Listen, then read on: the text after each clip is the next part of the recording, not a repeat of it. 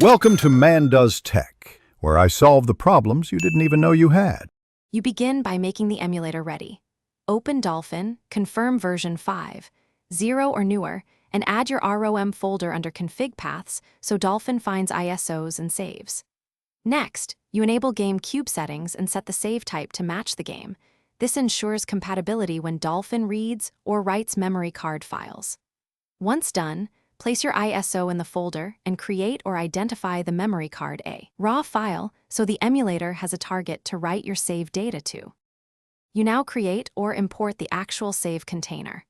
Open Tools Memory Card Manager, create memory card A, raw or import A, GCI file if you have an existing save.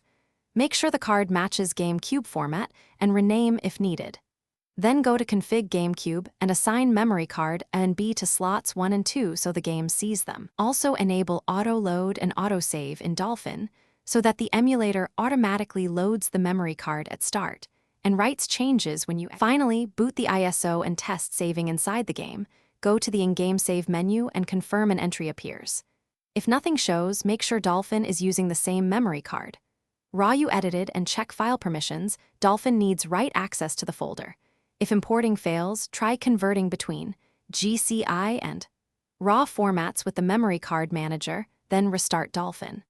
One key troubleshooting tip: always back up your memory card raw before edits so you can restore if something goes wrong. Thanks for watching. If you found this helpful, don't forget to like and subscribe.